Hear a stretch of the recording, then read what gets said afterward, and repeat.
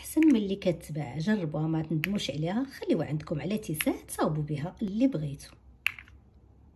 عندي في المقلاة غندير واحد الكاس ديال السكر انا شاعله عليه، وغنخليه حتى يذوب شويه، عاد نحركوه بمعلقه ديال الخشب، غندير واحد شويه ديال الملحه ونخليه يمشي على النار. فملي يبقى يدير بحال هكا دابا نبقاو نحركوه بشويه بشويه حتى يذوب لنا السكر. شكل دابا غنضيف له واحد المعلقه كبيره ديال الزبده، غنضيف جوج ياغورت ديال الكراميل بشويه بشويه وانا كنحرك.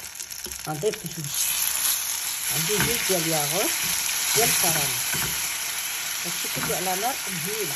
راه واخا كيتحجر لكم شويه ما تخافوش منه، غير بقاو تحركوا وهو تيذوب. الياغورت كنضيفوه بشويه بشويه، يعني بجوج معالق بجوج معالق اولا معلقه بسرعه، يعني متابعين وحنا كنحركوا. هانتوما كتشوفوا هو كيذوب، انا كنوريكم مراحل كامله. صافي راه عندنا واحد 10 دقائق تقريبا وحنا كنحركوا حتى كيذوب لينا كامل. بقاو شي وحدين هنا بقاو لي هكا، يعني هذا على التحرك من الاول، يعني من الاول خص تكون السرعه ديال التحرك باش ما يبقى ليناش. دابا غنصفيوه. هذا هو الشكل النهائي ديال الكراميل المنزلي ديالنا. كنتمنى تجربوها لان شي حاجه حقيقه طوب زوينه بزاف بزاف، غتنفعكم في لي صابلي في لي كيك. راس العام جاي تبغوا تصاوبوا شي طارت تكون عندكم ديال الدار وصاوبوها على اتساع وخليوها عندكم، كتجي ثقيله وخاتره وزوينه. هانتوما كتشوفوا وبالصحه والراحه.